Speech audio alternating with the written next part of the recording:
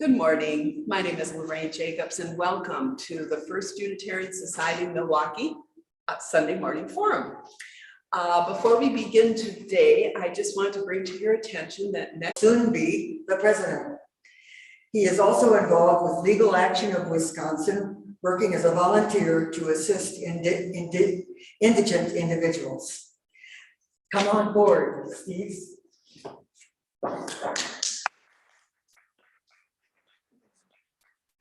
Oh, I didn't even realize I did all that, but it's a memory issue.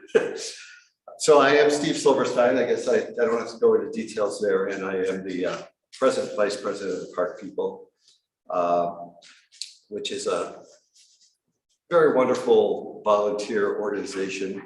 I was told kind of at the last minute to appear here today, so I feel more not like a volunteer, but a voluntold. So I'm here under those auspices. I'll give you a little history of the Park People. We've been around a long time. We were founded in 1977, and the mission or the vision of the organization has morphed. It was originally even an advocacy type of group, a political type group. That's not what we do today. We were then for a while a fundraising group. We don't necessarily really fundraise. Our focus now is to work with the Milwaukee County Parks with their mission, and we primarily support friends groups. If I had to give you an expression of how that works, we're kind of you can think globally, but you act locally. So our mission or vision, and I've done enough of this strategic stuff, I think we're going to mix those two. We're going to not have a vision or mission. We're going to have a mission. And we're kind of boots on the ground. I think that's how Milwaukee County Parks looks at us. So how do we do that? And hopefully I'm putting this in perspective. This is the third lecture, or hope it's not really a lecture, third presentation. We're following Milwaukee County Parks representative. I think Guy spoke here about a month ago. And then you were followed by the Milwaukee Foundation, who they've done some great studies of the problems that we're facing. And I think they try to compare other park systems, and they're trying to figure out how to save our parks. We have 154 Milwaukee County parks. There are also city parks, but 154 county parks is a lot to support. And so our mission, the Park People mission to support friends groups, has that local support. So how does that happen? Oh, by the way, I should mention that there are about 40 friends groups that we're affiliated with. So let me give you an example of how we support the friends groups. How does it, like, what do you do? You're friends with them? Come on, what does that mean? When a friends group, which is not a 501c3, they're just an organization of people, when they receive money, they actually have a tax problem because that would be taxable income. So they come under our umbrella. We're a 501c3, and we pay the auditors, and we became a corporate entity, 501c3. If they're affiliated with us, then they can, as I put it to my daughter, I told her, well, we launder their money. It's not quite that way, but we clean it up in that they become a charitable organization under our umbrella. So that's really a real high level principle of what we do for a friends group. I'll illustrate that. For example, Rose Park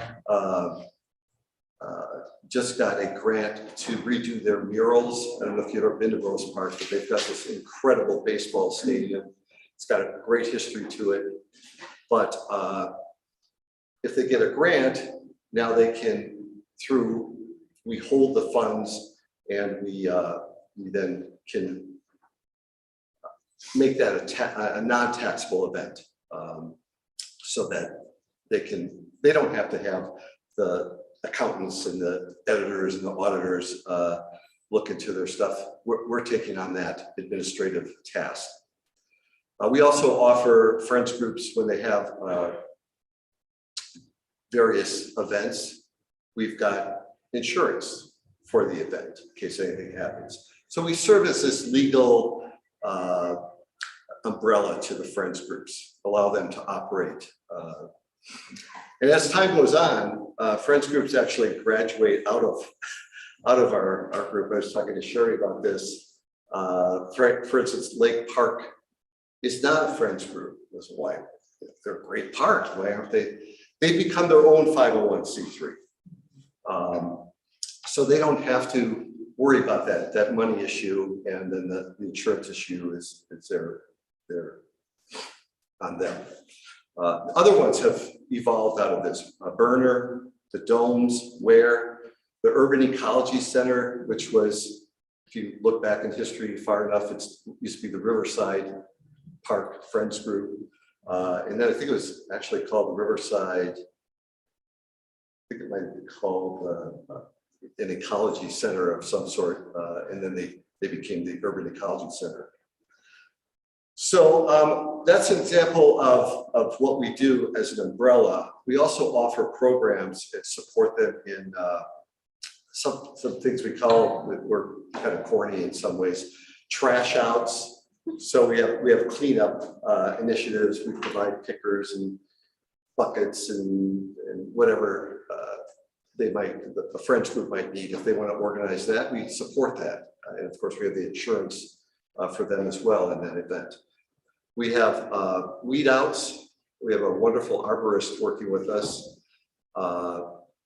Ken Solis, and he is in charge of getting out and rooting out the invasive species in parks. It's got a whole program for that, so we support that. Another form of assistance goes directly to Milwaukee County Parks. If someone wants to donate money to Milwaukee County to improve a park, they've got a problem because sometimes that money will go into the just general funds of Milwaukee County. So if they donate it and we go through the park people, the money can come out and straight to the parks from us. And so we accept and honor the donation, that donor intent of charitable contributions. So those are illustrations of what we do. And as I see the three lectures, the progression of them, Milwaukee County Parks probably presented, we've got this horrible fiscal issue going on. They explained the history of it. I've been to some seminars where I heard the same thing. And it does sound like they were hired for X amount of money 40 years ago, and they're paying them the same money 40 years later. I get that. And then the Milwaukee Foundation, or the Wisconsin Policy Foundation or Forum, presented possible solutions. So this, I think, the park people, and I won't speak for Adam, who will speak next, is kind of like, well, what can I do, or what are other organizations doing to help under this dire situation? So you can form a friends group. And on the handout, I have handouts, but I was limited to the number that I could provide. There's a link if you wanted to start a friends group. A great way to start a conversation with anyone in Milwaukee is, hey, what's your local park? What's your favorite park? Everyone's got an answer to that question. That's one way. You can become a member of the park people. That's under our membership. We're really stewards. That's how we view ourselves, and that's what our membership is called, a stewardship. If you don't want to go into any money situation or organizing situation, you can do something, a program that was started last year called Participation. It's kind of a bingo game. You go online and do what you do in parks. You check it off like a bingo card, and there's a prize that we give out. We have a sponsor every quarter for that. I'm working on a present historical initiative called Parchives. We're kind of corny. Talked to the publisher of a book by Laura Albano, and they've allowed us to use excerpts from this book. They did mention to me, oh, by the way, we don't have rights to the pictures. So we've worked with Milwaukee County Historical Society to get the pictures. We'll get it done. So anyway, that is the sum and substance of what we do with the park people. I think park people, think globally, act locally, and that's what we do with Friends groups. What's that book? It's called Images of America, Milwaukee County Parks by Laura Mensch Albano, and it's published by Arcadia Press. And you can find, if you put Albano Milwaukee County Parks on the internet, it'll pop up. It's on Amazon. And we'll be doing little snippets of it in our newsletters here and there, showing the history of the parks. Any other questions? Or I think there's going to be a question and answer period later. Yeah. Okay. Maybe.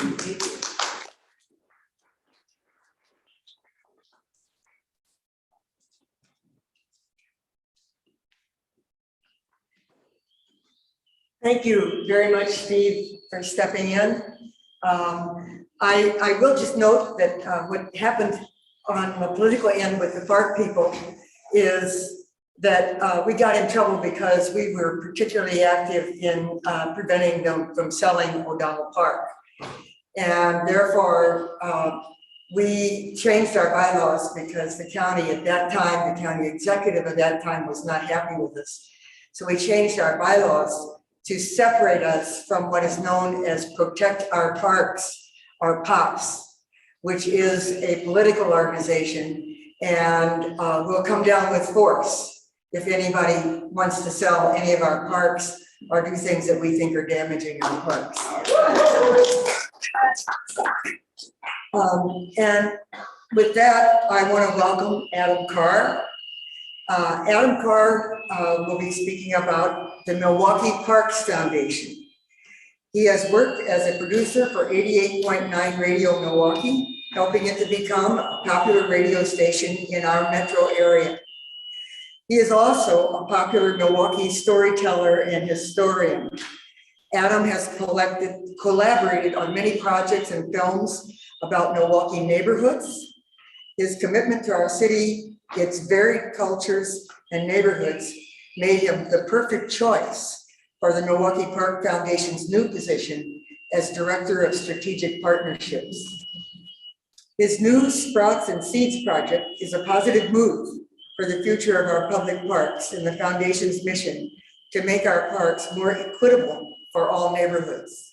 The Foundation is also working to develop a larger financial base for our parks. So with that, come on up, Adam, and give him a good hand. Thank you.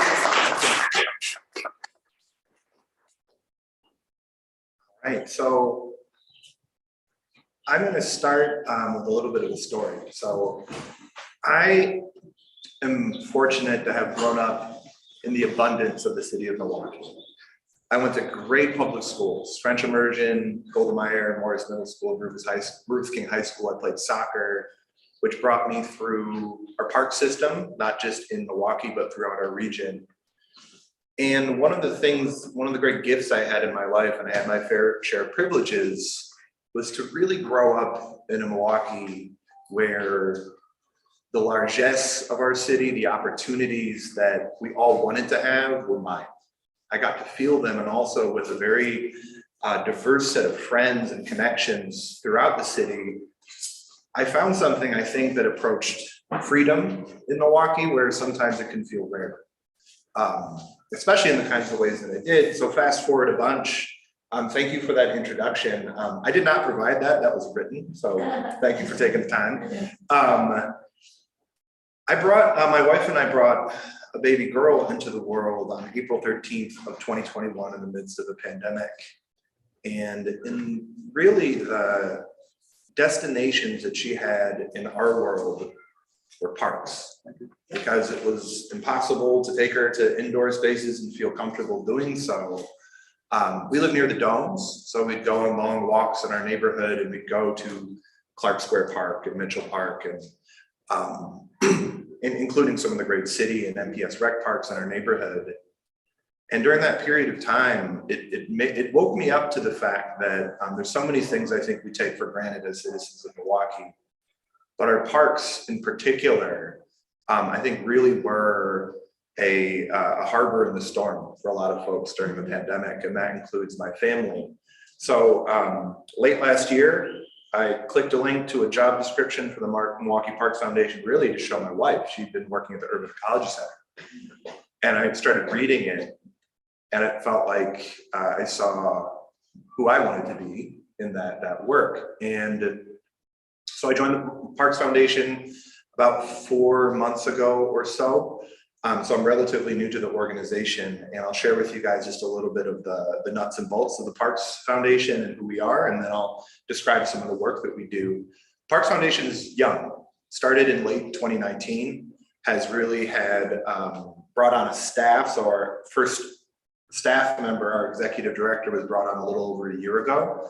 So this work is all very nascent. It's all happening, and kind of we're flying and figuring out how to build the plane while we fly. And I think, to me though, the point of the Parks Foundation is to support the parks. And the major vehicle of that we describe in the Milwaukee Parks Foundation is through fundraising. But I'll get into a little bit why I think it's inadequate to say that it's just fundraising. And kind of as was mentioned by the Steve's remarks, there are folks who want to contribute money to support our parks. If you've attended these previous talks, really for a generation, we've so drastically underfunded our parks that one of the points that our county executive makes frequently is that in the trend that we've been on, that if it continues in 5 years, there will be no money that go to our park system anymore. There is an era in which, and this will get into a little bit of the backstory of the Parks Foundation, where previous executives said, you know what, parks, figure out how to make money, bring in revenue. If you can't rely on tax dollars, and you have to figure out how to grow your revenue. The parks, I would say, from what all I've seen, did a really remarkable job of figuring out how to grow the revenue. In fact, they punch far above their weight class in terms of park districts around the country, in terms of how much money they're bringing in. So many of you will recognize that's kind of the era in which the beer garden sort of flourished and has been bringing back more revenue, but that will never, and I'll say that one more time, it will never account for the entire budget of the parks, which is a public good. And nor should it, right? That's kind of what should subsidize, I think, our public investments. So there are other experiments that the parks tried, including trying to grow their capacity to raise funds, and through the kind of mechanism that Steve described, that you can't give money to a public entity as effectively as you can to a 501c3 or nonprofit. So the foundation really was formed out of the needs of the parks. So Guy Smith, the executive director, is a member of our board. In fact, we were just in his office on Thursday talking with him as they were going through the budget, and they got less than half of what they requested for their budget. And this really has been happening for a generation. So sometimes people will say, well, you exist to raise money for the parks. What would be the magic bullet that would take care of it? And the answer would be a sustainable funding source for a couple generations so that the park can heal after 25 years or more of attrition. So my first day on the job, so I started on July 5th. The conversation that was happening is my colleagues had just finished raising the money and executing the lakefront fireworks. Our county park system does not have budget to put on those fireworks. So we subsidize America's birthday, because we can't afford to celebrate it through private dollars. to me, I was just, that the symbolism of that, it struck me. To me, I've been advocating for this, but I've been told that it's a terrible idea. That dark skies on the 4th of July are probably what we deserve, but it would cause a lot of anger. So I don't want to be the one responsible for that, nor do we at all. But I think the point is that we're living beyond our means, and the hope would be that So I'm in there. They're discussing how they just raised and pulled off the 4th of July fireworks. And that is just a microcosm of what happens all over the park system. It really is a lot of triage, it's a lot of attrition, it's kind of making decisions about where to stop the bleeding when it comes to taking care of the $500 million inventory of deferred maintenance. So the second thing on my first day of work that I think brought me a tremendous amount of confidence in the fact that I made a good decision to take this job is that our county executive, David Crowley, one of the mandates that he brought in was seeking to make Milwaukee one of the healthiest counties in the state and the most equitable. And we no surprise to anyone in this room, Milwaukee is deeply, deeply inequitable. We've probably invested in inequity in ways that are hard to grasp, but where we are today is a deeply inequitable place. So they created, as a tool for looking at the park, something called the Equity Index, where the data science that goes into it, a lot of it driven by sources like the CDC, they've looked at what are parks that exist in communities that have been the most historically disinvested, and then created an index from 1 to 154, the number of parks we have, ranking them. And that, for us as the Parks Foundation, helps us focus on the parks that are in communities that have been most historically disinvested. Because a lot of times, if you look at the parks that are at the bottom of that list, they've received the most love over the years. So a park like Lake Park. In fact, that's largely been made possible by friends groups who have been able to kind of fill the gaps where the parks have not been able to tend to parks as much as they wanted to. A lot of friends groups, especially in more well-resourced communities, have been able to step up. But then when you look at a lot of our parks in communities where they're most needed, so our parks that are most in need are oftentimes the ones that have the most needs as well. Those parks oftentimes are the ones that have pavilion buildings that are closed, have basketball courts that haven't been resurfaced in years, have these ongoing needs. So for us as a Parks Foundation, those rise to the top of our priority list. They may have fallen to the bottom, however they have fallen to the bottom of other lists. Those are the ones that we want to prioritize in our ability to support, not just the parks though, but also the people within those parks. So the park people, I think, is a remarkable demonstration of the fact that we have community groups that are anchors in their parks throughout our entire county. Even in parks that, might not, in your intuition, be the ones that have leaders that care for them, they all have leaders that care for them. So we did a project recently, Sherry was involved in this, called our Sprouts Fund, where we went to the 6 highest parks on the equity index, which would imply are the ones that have been, the ones that have been most forgotten in part by our public system. In each of those parks, without exception, we found not just groups that were committed and invested in their parks, but were there on a daily basis, that were there oftentimes convening, and sometimes the park was overlapping turf with multiple organizations who were not even just organizations, just informal groups of people who care for their park. So regardless of where you go in Milwaukee, how many resources the community has around a park, communities know that their parks are resources. So our hope is to then activate some of that energy. I mean, I heard verbatim someone say, it feels like I have to pick the lock to be able to use my park effectively. And what we'd like to do as the Parks Foundation is to come alongside them and say, not only do you not need to pick the lock, but we will find the key, and we will also help you find resources to make some of your ideas come along. Ultimately, where I'm hoping we can head is helping set agendas for the parks. So for community members to set the agenda of their own park and the park system as a whole. We're interested in the advocacy piece, of how we can find sustainable funding for the parks, because we know that fundraising should never cover that gap. As a foundation, we would not have the hubris to say, even if we were to raise all of the money the parks needed, 1 year, our parks are public. And in order to ensure them being public, subsidizing tax dollars with private investment, we would rather just be the gravy train. We would rather just be, a wheelbarrow full of confetti that we could throw in the park, rather than having to care for critical needs of the park. We believe at the Parks Foundation that our tax dollars should rise to make up that gap. That's a very complicated issue, right? As we all know. But I'll get into a couple of specific examples of what the Parks Foundation actually does. I kind of was sharing with you some other philosophy and ideas behind what we do.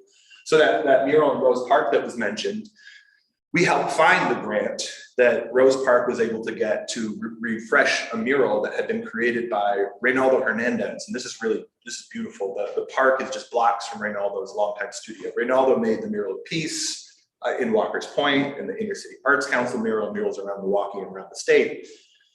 His daughter Rosalia is a muralist, and she is painting the new mural. And her style is very similar to his, but she's also refreshing the subject matter based on input that the Friends of Rose Park gathered from community. And really, without the parks people and without the Parks Foundation, that mural just would have fallen into disrepair, and folks, maybe they would have figured out how to do it, but we were the vehicles by which that mural was able to come back to life. Another example, Lucille Berrien Park. There's a new park in Milwaukee that was renamed from Lindbergh Park, who there were neighbors who identified that he was a Nazi sympathizer, and they led a charge to rename it Lucille Berrien Park. Lucille is a remarkable, she fostered about 120 kids. She's a labor activist. She's sort of a grassroots pillar of that neighborhood. And that same group of residents said, we want to have a mural in the park that helps tell that story. So the Parks Foundation had funds, so that the parks actually, they're not even that interested in creating new murals, because they don't want to create new maintenance issues. They're in a place where if one of their murals gets tagged, they don't know what to do about it. They don't have funds to repair it. So alongside creating this new mural, funding the new mural, we're helping create infrastructure for maintenance, not just for murals, but other projects that community members create in their parks, so that they're more feasible. So that the parks, oftentimes, they're in a position, our colleagues, to say no to good ideas if they don't know how to maintain it. So we're helping them develop both funds and a plan for how murals will be maintained and other projects. And I guess I would get into, there's a number of different things that we've been able to already see and we're excited about. One of our funding strategies is named Seeds and Sprouts. The idea is being, most of the money we raise, we want to give to the county parks to put into the park system itself, into the infrastructure, into the deferred maintenance. And our theory is that if we focus those investments, which we're calling seeds, in communities that most need them, that will inspire more ideas for how those parks can be activated from community members. And that's what we're calling sprouts, community members who then activate to then set agendas for their parks and think beyond just, the things that they don't want to be closed, but rather what are the possibilities within their parks. And the seeds and sprouts idea we're viewing as being a cycle that feed each other, that as we invest in the infrastructure of our parks, the people around those parks will rise, have more ideas, which will then fold into more infrastructure improvements. And really at the core of a lot of what we're talking about, we view parks as vehicles for public safety. We view parks as vehicles for communities to be engaged with each other, to build civic life. We view parks as places for people to be healthy. And really a lot of the goals that our communities have can be found through a park. And what we're hoping to provide is really that support, so that community members don't feel like they have to break into their own park. So I think is that probably my time? You've got 5 more minutes if you want to talk, or we can go turn to questions if you prefer, for either one of you. I guess I imagine a lot of you are longtime Milwaukeeans in the room, or people who deeply care about the city. I'll just close on one rhetorical note. From the time it was a socialist community. There we go. Yeah. So let's talk about that. So I actually think socialism, you can read directly in the quality of our parks, right? Public enterprise was, we talk about private enterprise all the time. So I went to high school with John Gertis' son, and he's always been a very good mentor to me. And I've had a chance to look at the inheritance that we have as Milwaukeeans in the present day. And I think it's often much more complex. There's a lot to celebrate. There's also there's a lot of reckoning to be done. I would argue, even if you look at the end of the project of socialism, a lot of why Mayor Zeidler felt exhausted in his position is essentially there were folks that were saying, this great migration, these laborers who have been recruited from Mexico to work in our foundries and work in our tanneries, they don't belong in the project of socialism. Socialism is for the folks who are already here. And I think our parks, so when I look at the complexity of our inheritance as Milwaukeeans, there's things that we can hold up and say are wonderful, and there's a lot of things that I think have more complex history. Our parks belong on that top shelf of things we should celebrate and things we should protect. And for me, I'm 37 years old, I have a new family. I don't want to be part of the generation that gives up on our inheritance. As difficult as it sounds, actually, I think in order really for there to be a sustainable tax solution found, we will need GOP support in Madison. And as difficult as that sounds, and as intractable as that might sound, it's really worth fighting for. Because when my daughter grows up, and when my daughter is an adult and is a leader of this city, I don't want her to hear that we're the ones who said, well, it's too difficult of a challenge, we had to liquidate the parks. To me, that's not an adult decision. That's a path of least resistance that will lead us into not being the city that we all know and love. So yeah, to me, the importance of protecting our parks cannot be understated. Because if we keep investing in how we keep each other safe through our budgets, predominantly through a law enforcement perspective, we're going to keep going in the direction we've been in right now. And when we start investing in our shared common public goods, I think that's when we might see some of our issues turn around. So, cool. That's it for me. Oh, and now we can do questions. You heard this, but we asked that you repeat the question so that it shows up on the. You want to, John? Yes. You mentioned, was it 6 or 8 priority parks, or what were those? So this was through the Sprouts Fund, and those are the ones that we specifically earmarked for a specific set of funds that we raised. They are Moody Park, Johnson's Park, Atkinson Triangle Park, Garden Homes Park, in the middle of Garden Homes, which is the first public housing project in the country, then also Walker Square Park and Clark Square Park on the south side. Someone else paid. The question that underlay this third of our series was, can citizens save our parks? I've heard you talking about that. I'd just like to ask that question directly of each of you. What do you think? It's been a wonderful series that both of you alluded to, with Guy and Sheldon first and Rob Hinton second. And so just want to ask that question directly and see what you think. So the question is, this third part was, what can citizens save our parks?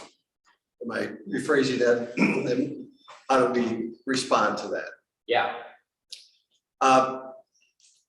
Yeah, why not? You know, I mean, we the people, and, you know, from the park people perspective, you know, it starts at the roots on the ground, with friends groups.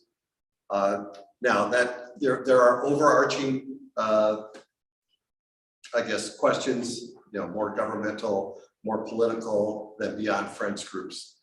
But, you know, a park used is a park that, you know, shouldn't go away. So yeah, by participating and by engaging and being a boots on the ground, which is what we're kind of all about, that's one way. And I think the Parks Foundation plays a role as well. But Adam respond. Yeah, I mean, I guess I'd say to the question, what can citizens save our parks? I think the answer that comes to my mind is citizens are the only people who will save our park. So if we do not save our parks, they will not be saved. And unless we activate on the urgency of the situation, our system will continue to degrade. So I think, you know, there are a lot of different ways in which citizens can engage. I do think with the Wisconsin Policy Forum work and the suggestions of which policy solutions are most feasible, or which there's the most public support behind already, that will lay out an agenda that people can connect to directly. That will Preserve Our Parks has been doing this work for a long time, so that we wouldn't have you know, these solutions that are coming around aren't exactly new, right? There's been a lot of folks who have tried a lot of work for a long time, but I think really my executive director likes to use the word movement, and I take very seriously what a movement is, and I think a citizen movement will be the only thing that really solves the challenge we're looking at, which means we have those policy solutions, but we also have people that are boots on the ground that are throughout our county. They're advocating towards a future for our parks, and hopefully that will be the voice that will be heard. Yeah, Adam, you made a great analogy about your first day, July 5th. Yeah. Being that if we had dark skies over. Use the microphone, please. Oh, Well, anyway, your analogy about the dark July 4th, I think is really kind of answers that question. And the fact that citizens contributed to funding that through the Parks Foundation. So that was a great analogy and kind of answers that question. You know, do we want dark skies or not? Does the microphone not work? Okay. Yeah, we'll talk in the mic. If we can hear that's fine, just let us know. Yes. How do you maintain a mural? How do you maintain a mural? The funding mechanism by which essentially you put aside money that is earmarked for mural maintenance, and then you contract with the muralist as they're creating it to continue responding to if there's any damage or tags on the mural to replace it. So essentially, you know, and then if it's exposed to the elements, there might be other considerations, but essentially what we're doing is raising a protected set of money that will exist for maintenance of murals, and then creating letters of agreement, contracts with muralists to repair them if there's damage done to them. So it's actually not that hard, but there are a lot of murals in Milwaukee that don't have those kinds of agreements. So if they get tagged, they kind of languish. And then, you know, the way this all works is that we have park workers that will be on the team that then are the ones who report if there is a tag and initiate the process. Yes. I recently read that the Cultural Landscape Foundation designated the Washington Park as an at-risk park. Do you have any comments about that? Have you heard about that? Or? I haven't specifically. Is there more they mean by at risk? And it is deterioration. I guess it's an homestead design park, and then it is deteriorated to such a point that it is considered to be at risk now for losing its functionality at the So the question was, is Washington Park considered endangered? If I can just If you have summarize. any, from your perspective, have any other information about Washington Park's situation? I don't know of any development to that in that regard. Yeah, I guess I'd just say I'm a little sort of racking my brain because there's the Urban Ecology Center, amongst others, is, you know, been in the park now for about a decade. And there've been a lot of positive moving momentum in the park over that decade in terms of care and use. So I'm a little surprised to hear that, but yeah. Can I just add Yeah, a go quick ahead. word?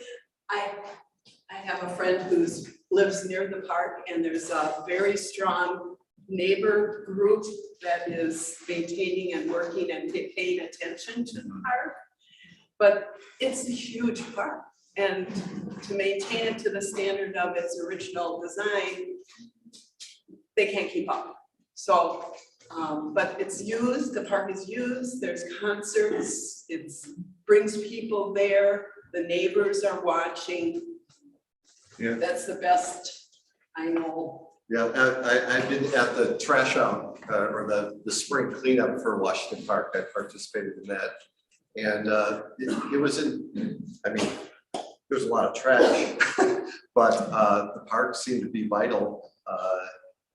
So I don't know about the situation you described. And as Adam alluded, there is an Urban Ecology Center. They have a couple of locations, and one is in Washington Park. I think the efforts with Friends and the foundation and all, and that you kind of pointed this out, are wonderful things. But it's kind of like the opposing party's assumption about churches saving our public welfare system. It isn't gonna work. I'm curious, I'm kind of the mind that changing tax policy is pretty critical in order to achieve this investment in the parks that I think has to happen. If that's true, how much is a change in leadership in the state legislature necessary to do that? Okay, so the question from Mark was a really good one. That his belief is that the solution we're talking about, while he appreciates what we're doing, will be a change in tax policy, and then how much will that be contingent on a change in leadership? I'll say this, just wearing my Parks Foundation hat.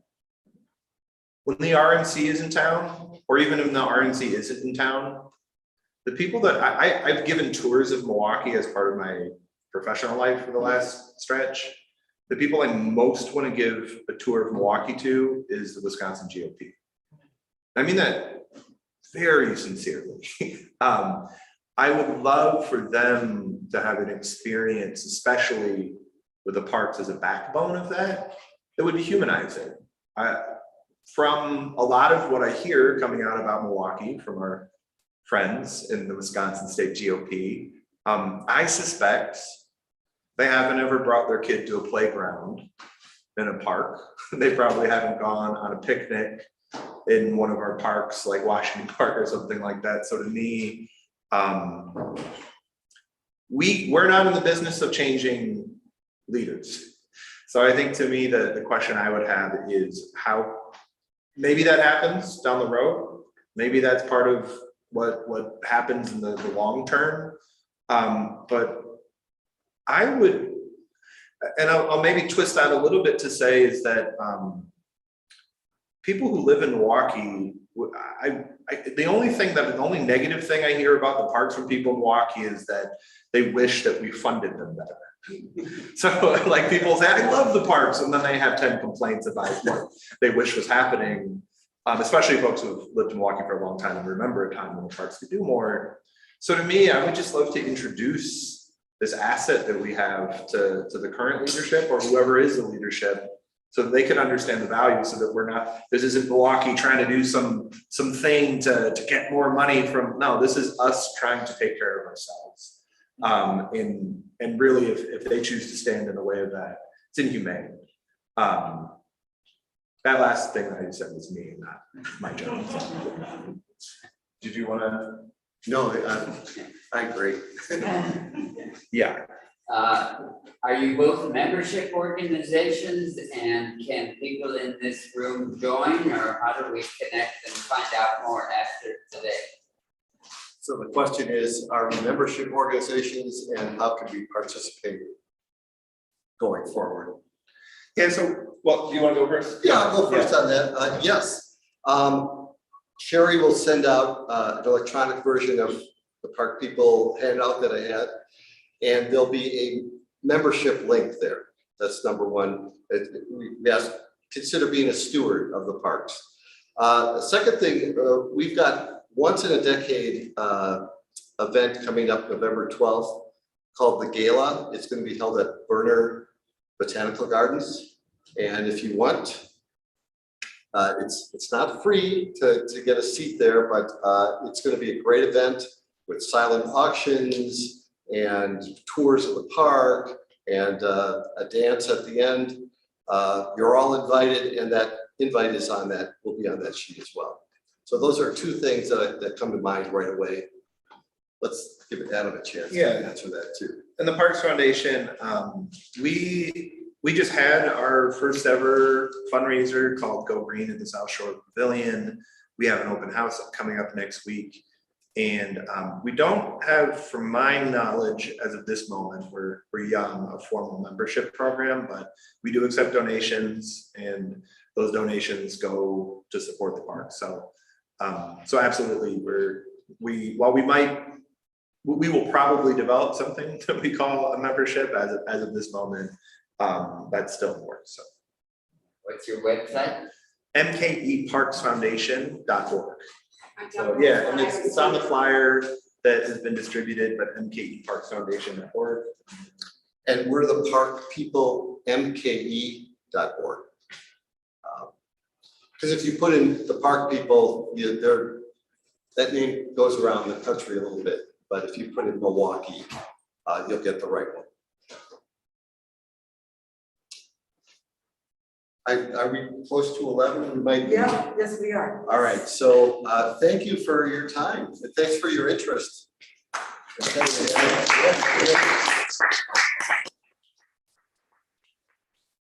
Yeah, Mark.